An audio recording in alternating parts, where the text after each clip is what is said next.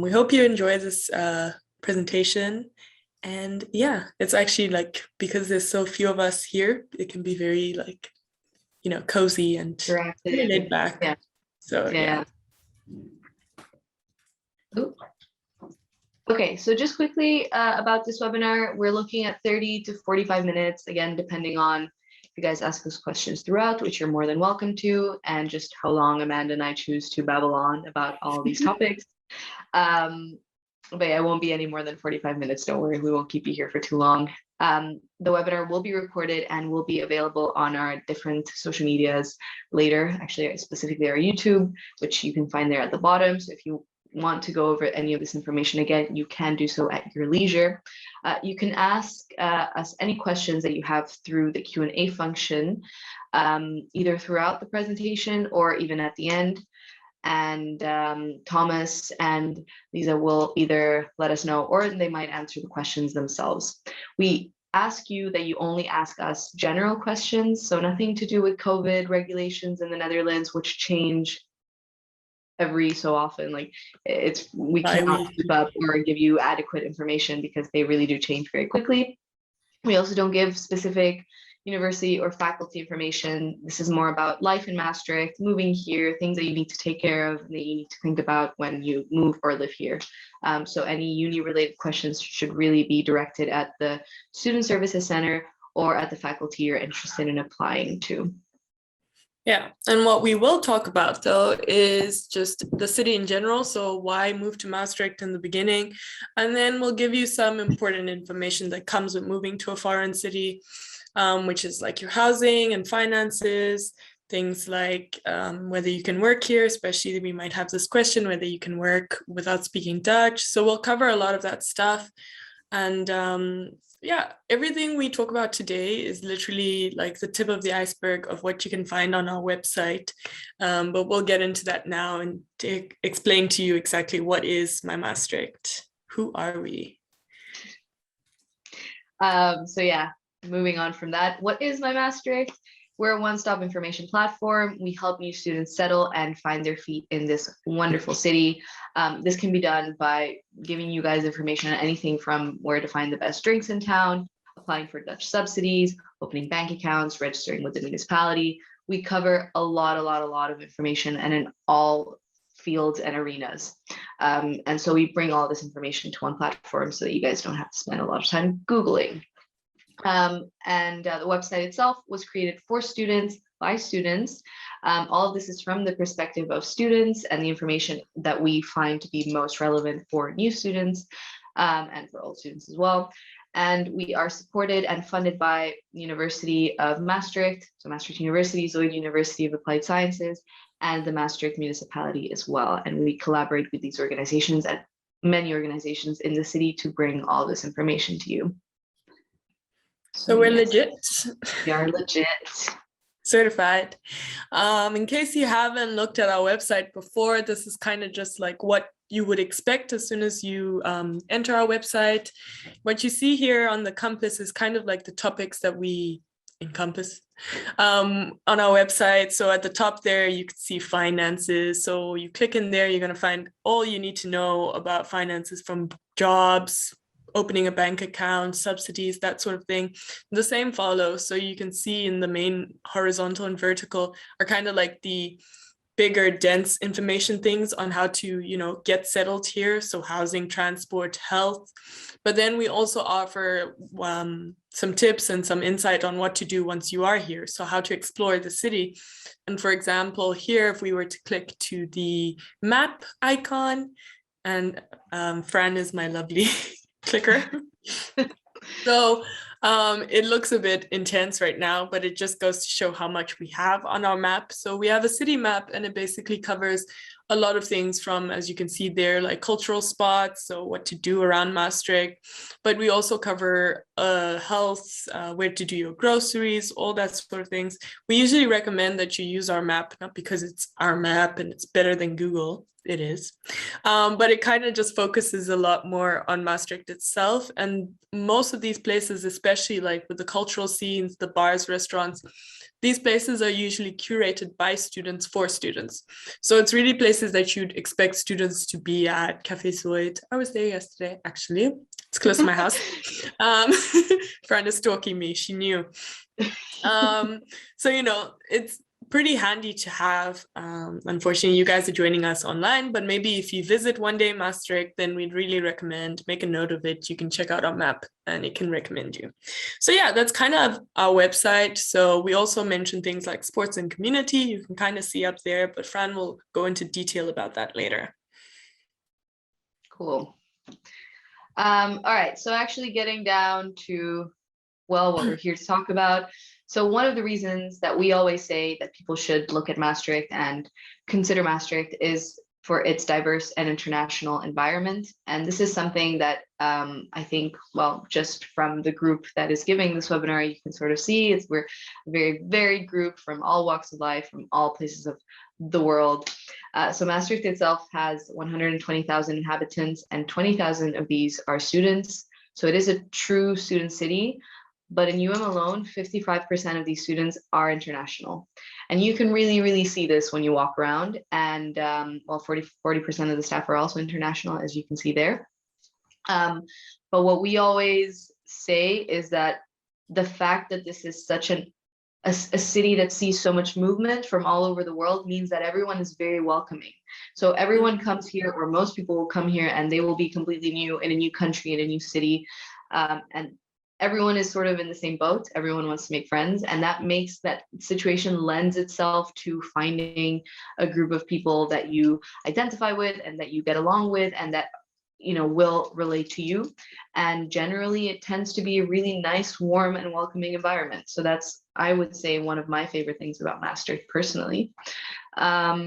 It also is geographically in the heart of Europe. So there's plenty of connections and airports and things like this if you do wish to travel around and maybe explore a little bit, not just within the Netherlands, but around Europe itself. And that is definitely a perk of living here. So yeah, overall, I mean, Amanda, we always talk about this. It is a very warm environment to move to. Yeah. It takes a little bit of the stress away, for sure. For sure. Another thing, for most people, that would be a great highlight about coming here. I say for most because I hate cycling. I lived up a hill, which was like this much up above ground, but for me it was enough for me to like detest cycling because I always used to have to cycle uphill. However, that being said, I can still admit that it really helps, especially because you can get around pretty easily. It's free once you've like purchased this bike, then it's free transport, great for the environment, and it's super safe to cycle here. Like, the Dutch are basically born with a bicycle in between their legs. Like, this is like the best thing for them. And in that way, you know, you've got dedicated bike lanes. You know, you've always got right of way most of the time. And then the city itself, Maastricht, is pretty easy to get around with a bike. I mean, if anyone told me like, oh, come to like this party, it's like 20 minutes away by bike, I'm probably going to politely decline, because that 20-minute journey by bike is in Belgium. Like, it has to be in Belgium if I'm cycling that far away. So it's pretty handy to get to with your bike. If you're like me, that's always late, then at least you can be less late than walking to the lecture or anything like that. The only thing I will say is, if you're not used to cycling, so if you're coming from outside the Netherlands or a country that's, you know, pro bike friendly and everything, then I'd recommend just reading up on the safety. I mean, it is safe here, but granted, you are cycling on the right side of the lanes, or, you know, you have your right bike lights, but we can get into that later. It's also on our website. We also recommend how to get a bike, but I think at this stage, you're still trying to decide whether you want to come to Maastricht. If you do, definitely check out our website for, you know, how to find a bike, reading up on safety regulations and everything. It could save you a lot of money, and with fines as well. So definitely check that out. If though you want to explore a bit further out and you don't really want to cycle to, to Belgium, 20 minutes or something, then we'd recommend getting the OV chip card. This is the public, this is used for public transport within the Netherlands. And what it is basically is like a little card, and you load money onto it and you can pay for your trains, your buses. Sometimes you can even rent a bike with it as well, or parking for your bike, you can pay with that as well. So it's super handy. It's much cheaper to pay with your OV chip card, like on the bus, than it would be paying with cash or card. So definitely read up again. It's on our website, so you can check that out as well. We got a first question in. Yay. And thanks, Jana, for the question. And it's if there is a lot of wind in Maastricht, maybe you guys can also say something about the weather in general. So you go first. I don't think I said this in the beginning, but I'm half Irish, half Zimbabwean, and I grew up in Zimbabwe, so amazing weather. Moved to Dublin, depressing weather. Moved here, and it kind of was like a semi between Dublin and Zimbabwe. It is windy. Summers are great, I think, especially the last couple of years that I've been here. The summers have been really nice, but the winters can be pretty cold. I won't talk temperatures because as soon as I like feel the cold, I'm just like, yeah, it feels like minus 100, but it's like 10 degrees. I can't gauge that yet. It does get pretty windy, windy. So not as windy. The wind too much. Maybe it's because I'm so thin. Like for me, like a little gust of wind is just like, oh, So yeah. I don't know. I think because this question was probably asked in the context of cycling. If you cross, for example, there's like a river running through the middle of the city, and if you're crossing the bridges on your bike, then you feel the wind. But I think usually when you're on the bike, unless you're like way out of the city, like on your way to Belgium, as Amanda was saying, like then you won't really encounter too much wind. But Thomas, you're the cycling expert. Maybe. Sure. I think they do is wind, but like if you compare it to the north of the Netherlands, which is close to the sea, then it's totally fine, totally doable. And most days it's, not much wind. Yeah. I would worry more about the rain on the bike. That's not fun. Yeah. But I mean, this year is also weird because we've gotten barely any rain. So it's difficult also to say, I think, no? Yeah. Consistently what the weather is like. Overall, the weather is just very Central European, normal, seasonally, depending on the season. And quite okay, I would say. Yeah. Okay. Cool. If there are no more questions about bikes, then I think we move on to something that probably a lot of people will be interested in knowing about, the actual lifestyle in the community in Maastricht. So we've already spoken about the community being very open, very warm, very international. Whereas the setting of this community, Maastricht is kind of known for its bar and restaurant scene. Maybe it's not such a sped up, going out partying like city, but big there's city, definitely... sorry? Oh no, I was like a big city. Like big fast city. It's definitely got maybe a smaller, like more relaxed ambiance, small town vibe, I would say. A lot of bars and restaurants to check out. Amanda's lived here for like 4 years, and she always says that she's discovering new places even after, was it 4 or 5 years? 4. Touching 5 next year, yeah. Touching 5. So there's definitely a lot, and new ones open all the time as well. There's also really diverse music and cultural scene. So a lot of different clubs that have live mics, like music nights, poetry nights, comedy, things like this. And we actually do our best to showcase this to people by building our very own sports and community pages, showing all the different organizations in the city, whether you are a sporty person or would like to become one, or you're just looking to find a group of people with similar interests yours, or to find a new interest. There's something for everyone. And there is definitely a lot to choose from as well, and very varied. So in that sense, I wouldn't be worried when it comes to Maastricht, because there is more than enough to keep you busy and entertained for your bachelors, for the duration of your bachelors. I think this is all for community and lifestyle. If there are no questions, then I see no questions. just to give you a look in of like the neighborhoods around Maastricht, and in terms of like where you'll be studying. So I don't know what faculties you guys are interested in, but usually I would say, okay, like if you're interested in the Faculty of Health and Sciences or Faculty of Science and Engineering, what else is on that side? I think those in psychology. If you're into that sort of thing, then if Fran can be my pointer, then you're on this side. This side. This side of the bridge. Landwijk is usually where your faculty would be. So just to make note of, like, if you're looking for housing, it's always nicer to stay on the same side as your faculty, especially like me, if you don't like cycling that far. Again, it's not even that far, but it's also just, it's easier for you to go home for lunch, let's say, or stuff like that. And if you're looking at the other faculties, law, SB's School of Business and Economics, FASOS, Faculty of Arts and Sciences, then you're on the other side. It's kind of, Fran is pointing kind of where it is. But overall, like if I was to go from, I don't know, Faculty of Arts and Sciences, where her pointer is, to like Vic, it's like by cycling like 6 minutes or so, less maybe even. I'm also a slow cycler, so cyclist.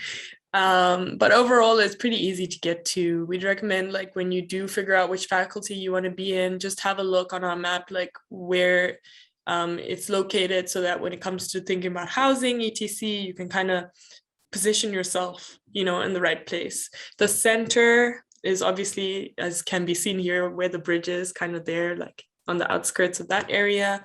And again, like, you're so within everything. Maastricht feels like your own like campus in a way. Like everyone's like, oh, but you don't have a campus. But like, I'm always like, the city is my campus. What do you mean? Everything is like, because it's also a student city, everything just surrounds you. So it's pretty great geography wise. And yeah, I don't know if that was a question or Thomas, but that was Thomas. It's Thomas. Then I think move on. Oh yeah. And then if indeed you ever want to visit Maastricht beforehand, just to be like, okay, it sounds too good to be true, let me actually go see before I actually, commit to moving here, then these are just some of the places we usually recommend you check out. There's obviously more, again, on the map, check it out. But St. Peter's, for example, is that picture at the bottom. It's a really nice area. I lived up that hill, by the way. So if you do visit, and you can test out what this situation is, maybe you might pity me, or maybe you think I was being a drama queen and it's not so bad. But yeah, so that's a really nice area. You have a vantage point of the city. You can look down on, especially during sunset. It's so beautiful there. But these are other places, like there's a park, the second bullet point there, neighborhoods such as the Wick. You might see it anyways while you're walking around. So also the Maria Tibasson, I always recommend this place. I've never eaten there myself, but there's like 2 cinemas just around the corner from there, and it looks like it looks so non-Dutch for me, and it's just like so beautiful. I think Lisa lives around here. I can see my house. It's the big one. It's the big one with, I don't know if you can see it, but it has green windows. So oh yeah, yeah, that one. So I'm attractions right like that. The restaurant, the cinema is Elisa's house. Yeah. Yeah. After party is with me. Perfect. All right, so that's about it. You can see more on our map, of course, and obviously you can always feel free to message us on social media, or we'll give you our number later on if you're ever around and you just want to know where to hang out, whatever. Feel free to message us for suggestions. Definitely. I think someone has their hand up. I don't know if that's a mistake, but you can also put your question in the chat, in the Q&A function, maybe. Yeah. All right, because I think they put their hand down. All right, if there are no questions, and even if there are, we can address them later. We'll move on to huge This is a huge topic. Suggestion, friend. I mean, if we later have enough time, we can also maybe allow people to talk if they really want to ask a question. But otherwise, if it's suited to a topic of what you're talking about right now, ideally, please ask a question in the chat. Perfect. So yeah, back to housing. This is obviously a massive topic, a really important one. We get a ton of questions on housing every year, so we want to give you guys some tips for you to start thinking about this, because it is important to start thinking about it as early as possible. So we usually recommend that if you start school in Feb, that you look for housing, or you start your house search around November. So it would be about now if you're coming next February. If you decide to come in September, so at the usual semester, then you start looking around April is what we recommend. So really, really early. The reason we say this is because you stand to gain a lot more by what you stand to lose if you know, like, it's a responsibility and maybe you don't feel like starting to look so early and whatever. But there are so many advantages to doing this. For example, the fact that you can actually see more offerings, that you won't be under a time pressure, means you'll see better offerings and also cheaper ones. Also, usually at the beginning of an academic year, especially at the beginning of an academic year, people are rushing into the city and everyone is looking for housing. And so the market just like heats up really, really quickly. Prices tend to go up as well. Demand is obviously really, really high. And so we don't want anyone to be left without housing. And we highly recommend that you take this into account, that Maastricht is a student city, a very popular student city, and a lot of people come here every year. And sometimes not enough people leave by the time that people need housing. And so there is this period, especially September, October, where a lot of people are left without. So we really want you guys to avoid this if you are coming here. So we stress this, start looking early. So how do you start looking? We give you a few options. All this info and a lot more is on the website.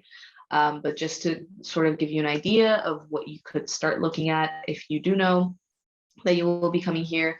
So the first option is Maastricht Housing. This is the official and Zoid, so the university's housing agency. They charge a 35 euro fee. It's one-off, and then you sort of become a member, and then you get access to the entire platform. You can see various types of properties through Maastricht Housing. So you can actually see private properties, but you can also access the guest house. And this is the university, like the typical student dorms from the university, that are offered to students for a maximum of 1 year. It's a really cool, really interesting environment. I lived there in my first year. It's very, very international. A lot of internationals do opt for this, and a really social way of living. So you're usually sharing kitchen, bathroom, showers, all these things with a bunch of people. A lot of people also share rooms. So you might get a roommate if that's the option you choose for. They have all manner in like room sizes and types and everything. So you can definitely check that out. So that is one option. But like I said, you can also, you have private landlords advertising their properties on Maastricht Housing as well. So you can actually get a private room, maybe even a studio through there as well. The good thing about Maastricht Housing is that it is obviously the official university platform. So you will usually get more regulated properties through them. Obviously, there's always a risk if you're dealing with a private entity, not with the guest house, because that is the university's one. But if you're dealing with a private entity, there's always a risk. But they tend to be a little more careful with the properties that they advertise. They definitely have all the safety requirements, the fire requirements, all these things. So there might be less for you guys to worry about if you do go for this option. Another thing we do say is that when you sign up with the 35 euro fee, you immediately get put on like this list system. So the longer you've been signed up to Maastricht Housing, the more priority you get for some of the better properties, let's say. So if you know that you're coming to Maastricht for your bachelor's and you know you'll be here for at least 3 years, maybe more, then it might be worth your while to sign up to Maastricht Housing early on, because that means that by your second year or by your third year, you'll be at the top of a lot of lists for some of the nicer studios and also for relatively affordable ones. So that is something you might want to take into account. Another thing with Maastricht Housing, and this is related to the next box, the official social housing corporations, is that Maastricht Housing is in Maastricht the only way that you can actually access these corporations. What are they? They are, as the name implies, social organizations that offer affordable housing. They're subsidized by the government. They have better practices. Their main aim is not to make a profit. So usually you will get more affordable options. There are 3 of them. So there's many social housing corporations in the Netherlands, and each city has their own with different names. In Maastricht, we have Maasvallei, Servatius, and Woonpunt, and a lot of students go for these. They usually have their properties, not usually, they have whole buildings where just students live, and they have all their, for example, their studios in that one building. So you're ensured that you're living in a building with only students, as opposed to maybe random people that, you know, might have different hours or different lifestyles than you. So that's really nice. And yeah, like I said, they're affordable and they have great practices. So it is definitely something that you should also take into account if you want to sign up to Maastricht Housing. And then, that's a lot of talking. Next, we have private landlords. So far we've spoken more like in a regulated sector. We did talk about some private properties, but then we have private landlords, and this is where we really urge people to be careful. So you see there at the bottom of the box, it says be careful. And this is because private parties tend to be less regulated by law, but also because you know, their main aim is to make money. And so they have been known to take advantage, especially of international students that don't know how things work, that don't speak Dutch, that are new here, and that maybe haven't started looking for housing on time and are desperate. And so we really urge you to be careful. So it's totally fine. You don't need to be scared. I rent from a private landlord, have never had any issues. It's just that if you are going to get in trouble, this is probably where that would happen, if you understand what I mean. So there are many ways of finding private landlords, private properties. Facebook groups are one of them. We list a few on our website under room search, so definitely look into that if you are interested. Then there is this platform website thing called Pararius. If you just type Pararius into your search engine, and it will come up, and they basically show you like a map with all the different properties that are available, and then you can just access the separate private agencies through that. It's pretty intuitive, really easy way. That's actually how I found where I live right now. Camernet does a similar thing.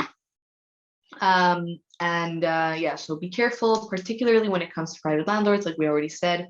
And if you do want to read up a little bit more on, you know, the most common ways of scamming, or things that are just not legal in the Netherlands, but that some landlords still do, things you should watch out for, signing your contract in the Netherlands.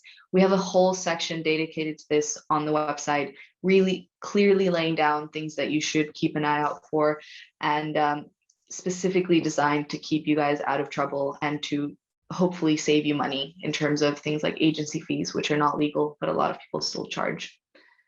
There's also, there's also, just to add there, another organization called Huurteam Zuid-Limburg, and they're also funded by the university. So, you know, non-for-profit, free services, and basically they have a platform as well, and also in person, I think sometimes, or via video call at least, where they can look over like your contract just to be sure like nothing sketch is happening. They also have some guidelines. They've checked the content on our page as well that Fran just mentioned. So also good to keep them in mind. We'll give you their details at the end as well, but you can also Google them, and they're on our website, so you won't miss it. Yeah, definitely. That's something to definitely keep in mind. Hopefully you'll never need to go to them, because people usually go to the Huurteam once they've already gotten in trouble. So the idea of the information on the website is to keep you out of trouble.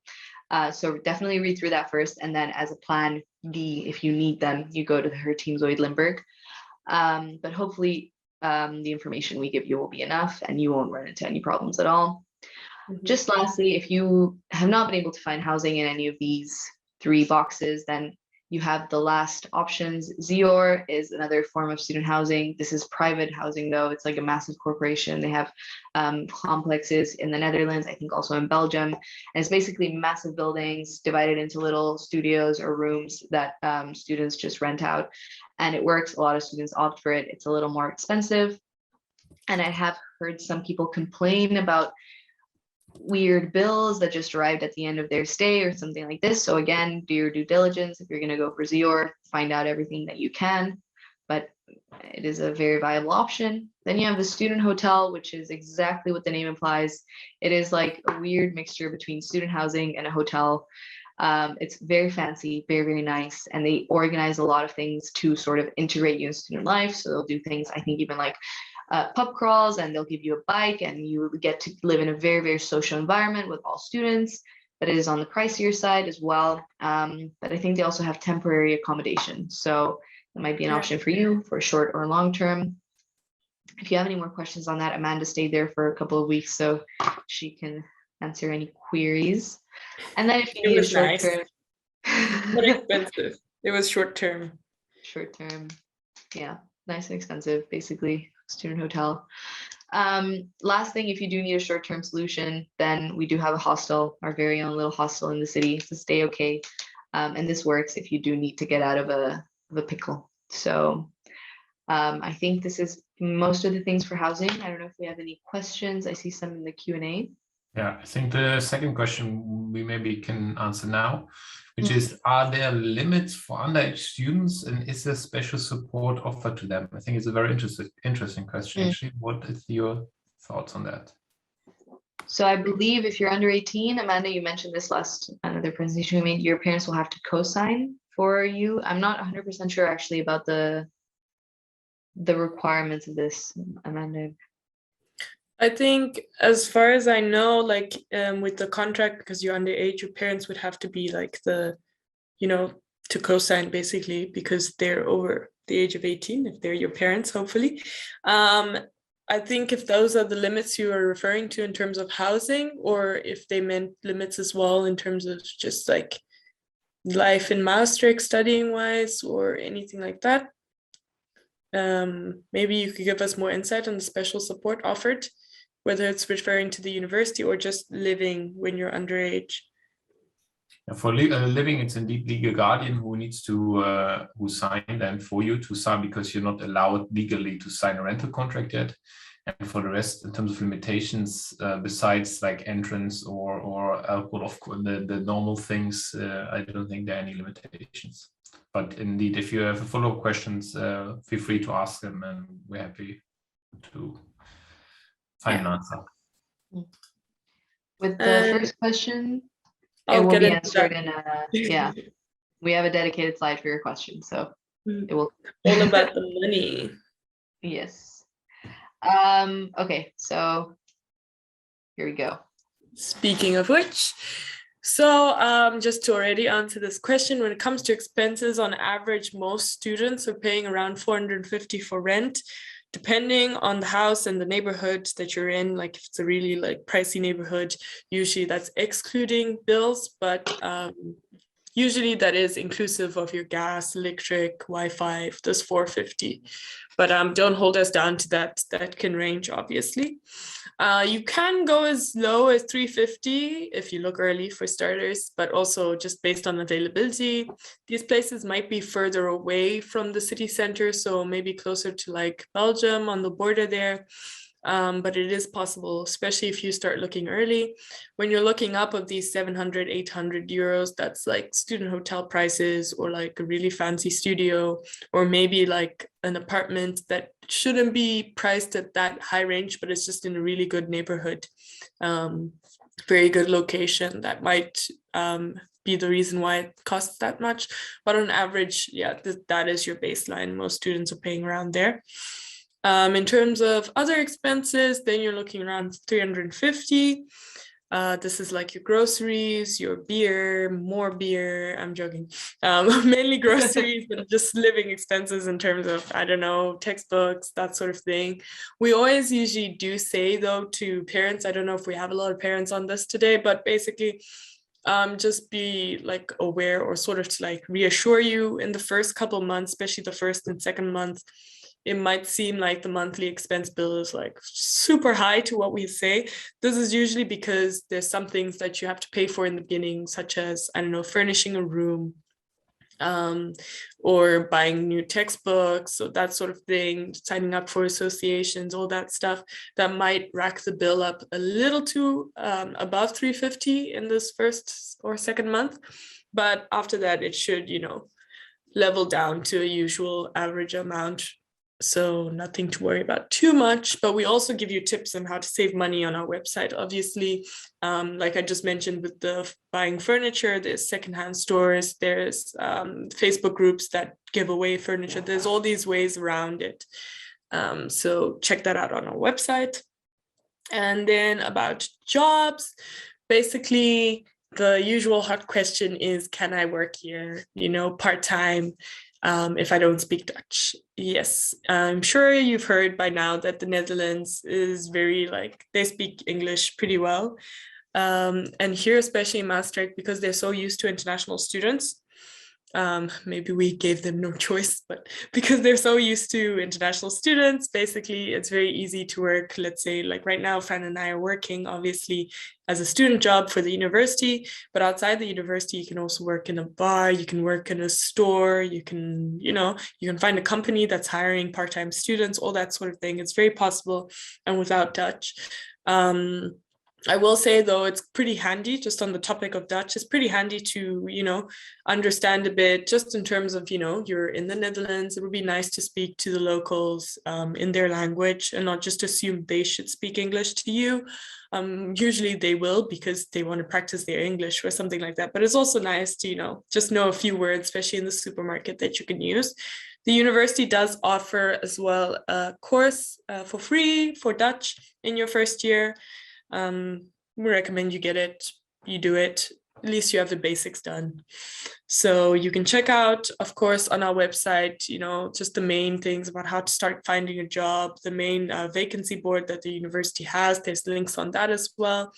Another thing that we do stress, though, is that if you can, and if it's by your means, that you try not to work in the first period that you're here, those first 8 weeks, especially. If you can stretch it out to the first 2 periods, so first 16 weeks, perfect. But, at least those first 8 weeks, just so you can settle, you're in a new country, you have to get into terms with university life and what studying is, with PBL as well, all these things that can come at you very fast. And it's just always better, especially with the binding study advice that the Netherlands have.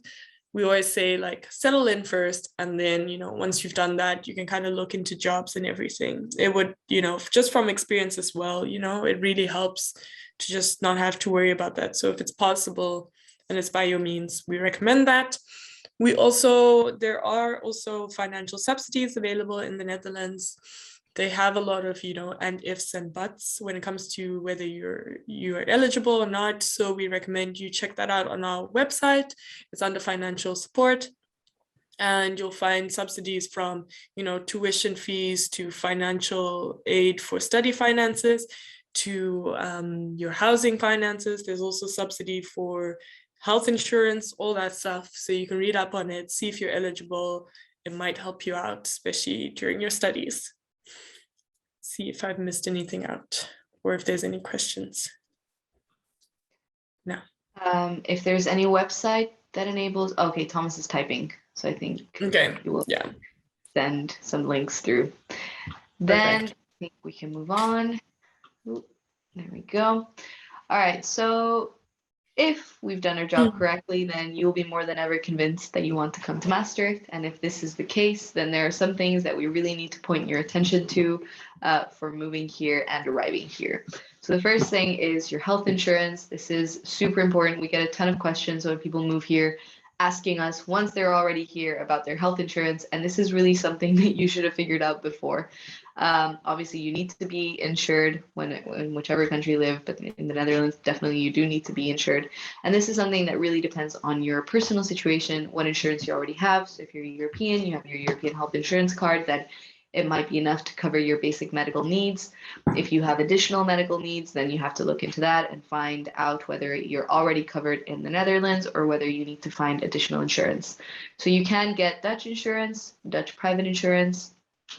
Dutch public insurance is only reserved for people who are from the Netherlands or who have a job in the Netherlands. So if you move here, you get a job, then you will have to take out health insurance in the Netherlands from the Netherlands. All of this is explained on the website under our health insurance section, so no need to stress, but just check out what you will need when you come here. So that's number one.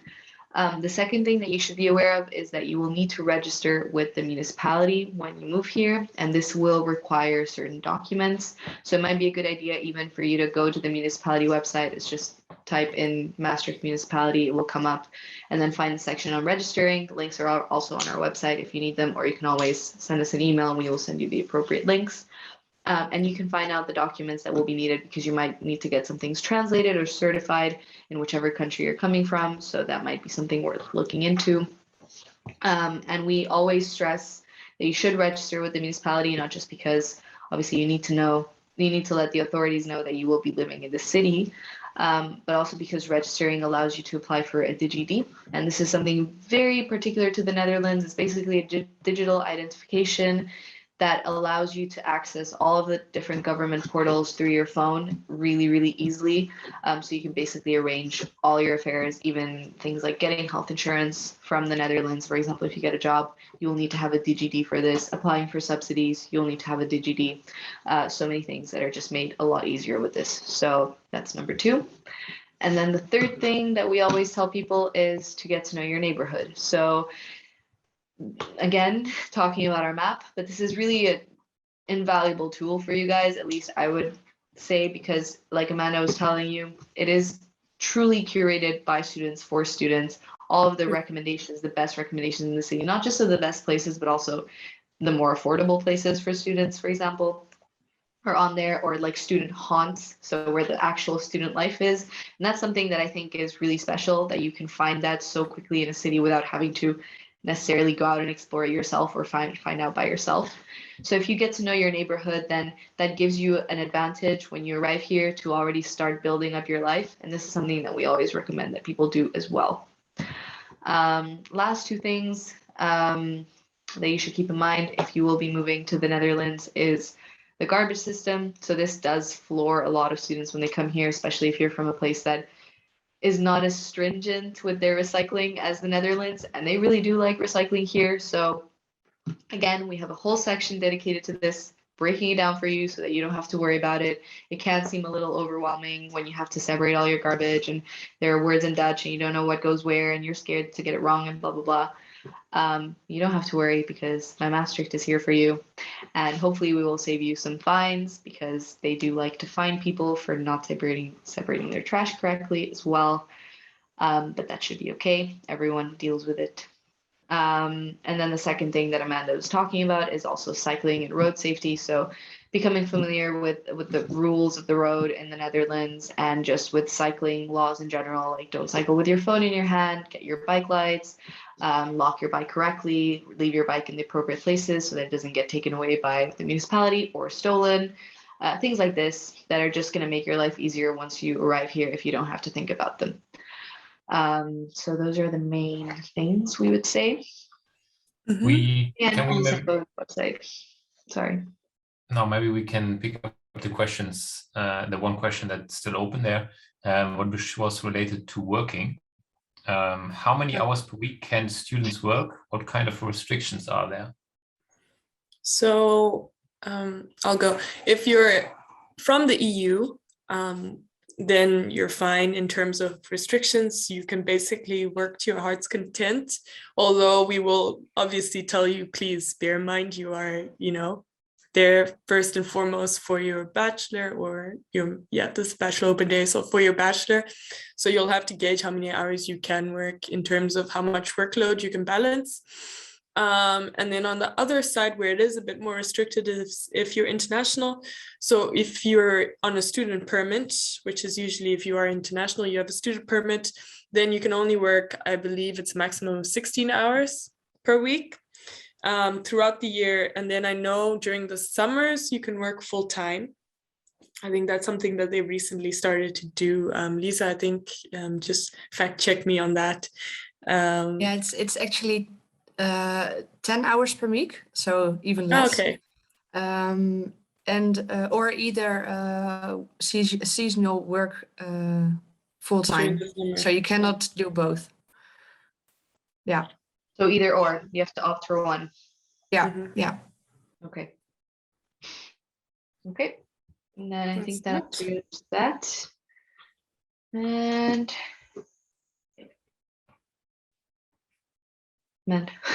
sorry. Then Yeah, just some other things that might help. Just talking about internationals as well, in terms of things that we may not have the best answers to or might not be the best person to contact. These are some of the people we want to point out to you. For example, the visa office, like I won't know anything about your status. You can contact a university for this instead. So visa, scholarships. You can also check out more scholarships on the website, I believe, on what actually is on offer. And then for questions that are related to your study, we always say like contact the SSC, which is the Student Services Center. That's the email address there. And that's sort of things like, you know, about your application or about the courses you want to enroll. All that stuff kind of goes to them. We won't know anything about your courses, unfortunately. So that's the main point of contact there. And well, that is basically our presentation. We didn't have too many questions, but we hope that you enjoyed and we hope that you got all the information that you needed. All of it can be found on the website and a lot more can also be found there as well. So definitely check us out. You can follow us on social media. Amanda, well, she will tell you what she does in a little bit, but we'll also give you some very important contact information. Yeah, so there's our contact details anyways for myself and Fran. There's also the info mailbox, which is at the bottom if you can't choose who between the two of us you want to contact. But we also have a WhatsApp number. It leads directly to this lovely phone over here, which is always by my side. So if you want quicker response, definitely use the WhatsApp. I will stress to maybe message me only on WhatsApp. If you call me, either things will happen. I will watch it ring until it stops ringing. I'll probably message you and say, hi, sorry, missed your call. Let's chat. Or I will probably not be available to take your call because I won't have the answer or the link, you know, immediately. So it's better to chat with me. You can also just send us a message on our Instagram DMs or in Messenger. That's also fine. And then for other cases, we've already mentioned the Hörteam Zuid-Limburg. There's their email address. Check out their website as well. I don't know if some of you didn't join us in the beginning, but Lisa is from the ISH, which is the International Student Help Desk. I'm sure you've read her message, her lovely messages through on what they do, but basically they're kind of like an in-person version of us and like more for them. And they really help out with, you know, more specific questions, whereas our platform has a lot of general cases.